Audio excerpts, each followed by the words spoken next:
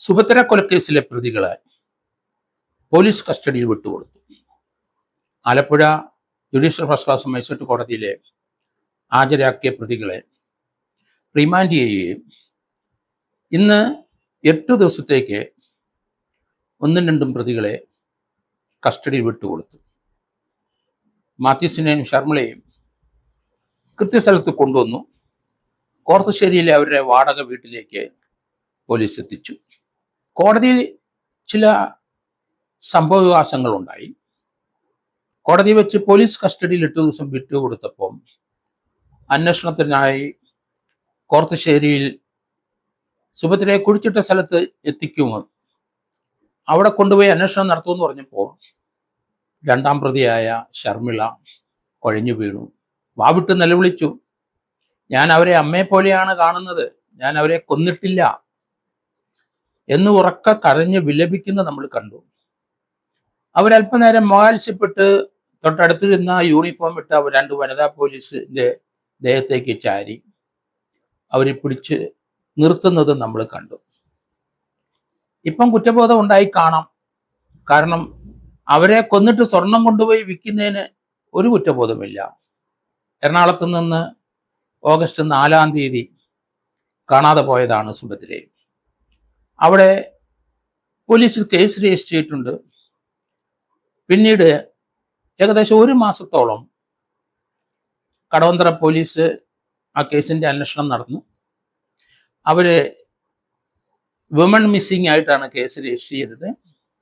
മിസ്സിങ്ങിന്റെ ഒരു ചടങ്ങിനെന്ന വണ്ണം Mannancheri police station അതിർത്തിയിൽ ഇവർ താമസിച്ച കോർത്തുശ്ശേരിയിൽ വന്നിട്ട് പോയി എന്ന് നാട്ടുകാർ പറയുന്നുണ്ട്.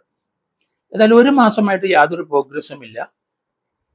അവസാനം മണ്ണഞ്ചേരി പോലീസ് അവിടുത്തെ സർക്കിൾ ഇൻസ്പെക്ടർ 2 പേര്, അവിടുത്തെ DYSP, അവർ കൃത്യമായ നടപടിയിലേക്ക് പ്രവേശിച്ചു. വളരെ ക്വിക്കായ നടപടിയായിരുന്നു അവരുടെ പ്രവർത്തനം മുഴുവൻ വളരെ ശാസ്ത്രീയമായ രീതിയിലുള്ള കുറ്റാന്വേഷണം തന്നെയാണ്. കാരണം ഇതിനകത്ത് ധാരാളം സംഭവങ്ങൾ അന്വേഷണത്തിൽ കൊണ്ടുവരേണ്ടതുണ്ട്. ഇവരെ കൊന്നത് എങ്ങനെയാണ്, ആയുധം ഉപയോഗിച്ചാണ് എന്നൊക്കെയാണ് വിചാരിച്ചിരുന്നത്. പക്ഷെ അവരുടെ ദേഹത്ത് പരിക്കുകളൊന്നുമില്ല എന്നാണ് പോസ്റ്റ്മോർട്ടത്തിൽ പറയുന്നത്.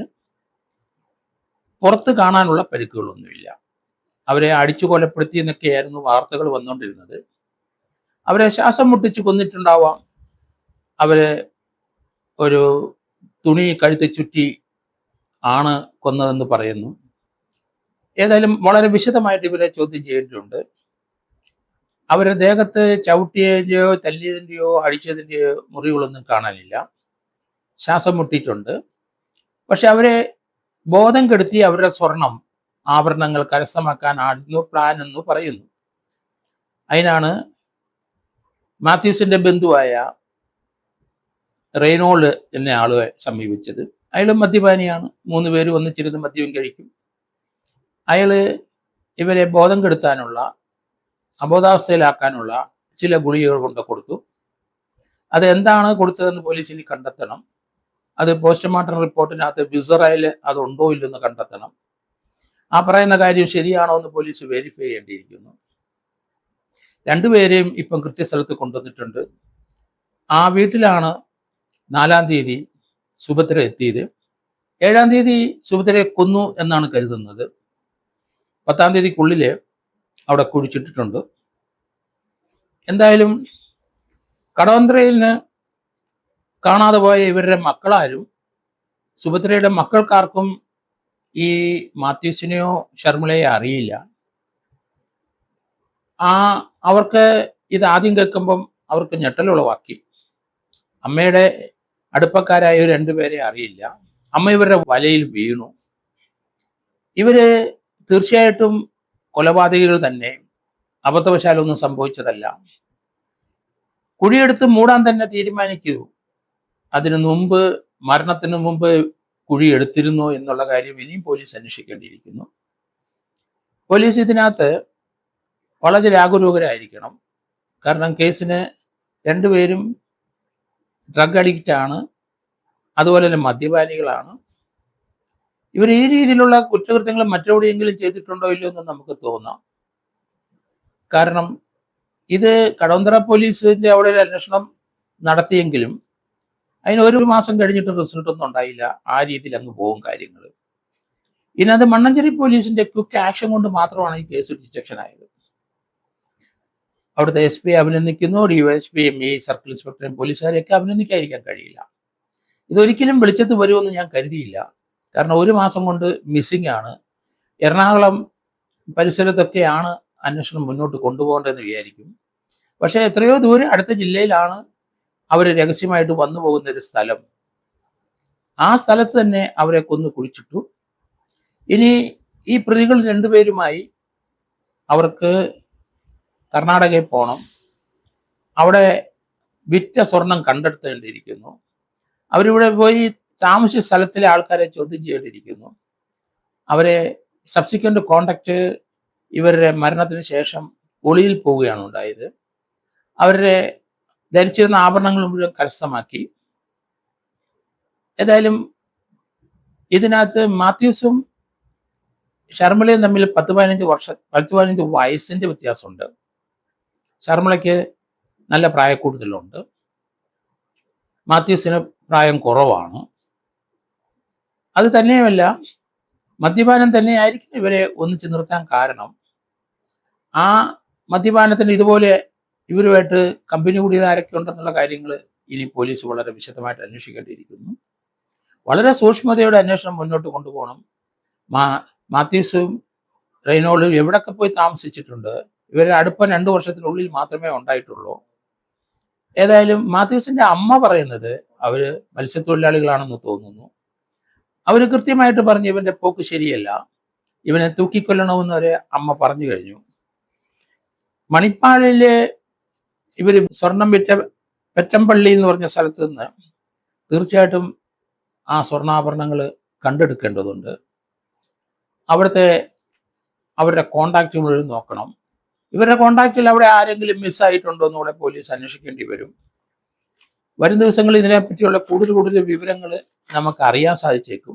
എങ്കിലും തെറ്റില്ലാത്ത രീതിയിൽ അന്വേഷണം മുന്നോട്ട് കൊണ്ടുപോവുകയാണ് ആലപ്പുഴ പോലീസ്. ഈ സംഭവം തുടക്കത്തിലെ നമ്മൾ ഇതുപോലെ ഒരു ട്വിസ്റ്റ് ഉണ്ടാവുമെന്ന് ആരും പ്രതീക്ഷിച്ചില്ല. കാരണം കേരളത്തിൽ ആദ്യമായിട്ടായിരിക്കും ഒരാളെ കൊല്ലാൻ തീരുമാനിച്ചിട്ട് അയാൾ മരിക്കുന്നതിന് മുമ്പ് അയാളെ കുഴിയെടുത്തിരിക്കുന്നത്. അതാണ് നമ്മളെ ഏറ്റവും കൂടുതൽ ഈ കേസിനകത്ത് ചിന്തിപ്പിച്ചത്. ഒരു മനുഷ്യനത് സാധിക്കുമോ? അയാളെ അറക്കാൻ പോവുകയാണ്, കൊല്ലാൻ പോവുകയാണ്. ഇന്ന് അവർക്ക് പോലും വിവരമില്ലാതെ കൊല്ലുന്നവരെ നേരത്തെ ഇത് കുഴിച്ചു മൂടാനുള്ള കുഴിയെടുത്തിട്ടുണ്ടെങ്കിൽ ഇവര് പല കേസുകളും ഇതുപോലെ ചെയ്തിട്ടുണ്ടാകാൻ സാധ്യത വളരെ കൂടുതലാണ്. അത് പോലീസ് നോക്കണം. ആലപ്പുഴയിലെ കോർത്തുശ്ശേരിയിലെ വീടും പരിസരവും ഈ മാത്യൂസിനെ പറ്റി കൂടുതൽ അറിയണം. ഇവരെ പോസ്റ്റ്മോർട്ടം ഒന്നുകൂടെ അതിൻ്റെ റിപ്പോർട്ട് ഒന്നുകൂടെ നന്നായിട്ട് പോലീസ് പരിശോധിക്കണം. ശ്വാസം മുട്ടിയാണോ കൊന്നത്, അതോ കഴുത്തിലെ സെർവൈക്കൽ ബോണിന് എന്ത് സംഭവിച്ചു, സ്പൈനൽ കോഡ് മുറിഞ്ഞു പോയിട്ടുണ്ടോ, അതെങ്ങനെ സംഭവിച്ചു എന്നുള്ളത് കൃത്യമായിട്ട് പ്രതികളെ പറഞ്ഞേ പറ്റുള്ളൂ. കഴുത്ത് ഞെരിച്ചു എന്ന് പറഞ്ഞ കാര്യമില്ല. സെർവൈക്കൽ ബോണിൻ്റെ അവിടെ സ്പൈനൽ കോഡ് മുറിഞ്ഞിട്ടുണ്ടോ ഇല്ലയോ എന്ന് വ്യക്തമായിട്ട് നോക്കണം. അതോ സ്മോദറിങ് ഉണ്ടോ, ശ്വാസം മുട്ടിയതാണോ, അതോ കഴുത്തിൽ തുണി ചുറ്റിയിട്ടാണോ കൊന്നത്, ഇങ്ങനെയുള്ള കാര്യങ്ങളെല്ലാം കൃത്യമായിട്ട് പോലീസ് ഇനി അന്വേഷിക്കേണ്ടിയിരിക്കുന്നു. ഏതായാലും ഡെഡ് ബോഡി 30-35 ദിവസം കഴിഞ്ഞ ശേഷമാണ് കണ്ടതുകൊണ്ട് കുറേ അധികം എവിഡൻസുകൾ ഡയറക്റ്റായിട്ട് നമുക്ക് കിട്ടാതെ പോകും. എന്തായാലും postmortem Alappuzha medical college forensic department ചെയ്തതുകൊണ്ട് അവർ വളരെ സൂക്ഷ്മമായിട്ട് ഇത് പരിശോധിച്ചിട്ടുണ്ടാവും. വിസറയുടെ റിസൾട്ട് വന്നു കഴിഞ്ഞാൽ ഏതെങ്കിലും മയക്ക് സാധനങ്ങൾ കൊടുത്തിട്ടുണ്ടോ, ഇവർ മദ്യപിച്ചിരുന്നോ, ഇവരും മദ്യപിക്കുന്ന സ്വഭാവമുള്ളവരാണോ, ഇവരുടെ കൂടെ വന്ന ശേഷം ഈ സുഭദ്രയും മദ്യപാനം തുടങ്ങിയോ, അതൊക്കെ അവരുടെ ആ ഡെഡ് ബോഡിയിൽ നിന്ന് എടുത്ത വിസറയിൽ നിന്ന് കെമിക്കൽ എക്സാമിനർ ലാബറട്ടറിയിലെ പരിശോധന കഴിയുമ്പോൾ നമുക്ക് മനസ്സിലാവും എന്ന് എനിക്ക് തോന്നുന്നു. ഏതായാലും നല്ലൊരു ഇൻവെസ്റ്റിഗേഷൻ നടത്തിയ ആലപ്പുഴ SP-യെയും അദ്ദേഹത്തിൻ്റെ DYSP സർക്കിൾ ഇൻസ്പെക്ടറെയും പോലീസ് ഓഫീസേഴ്സിനെ എല്ലാവരെയും അഭിനന്ദിക്കാതിരിക്കാൻ കഴിയില്ല.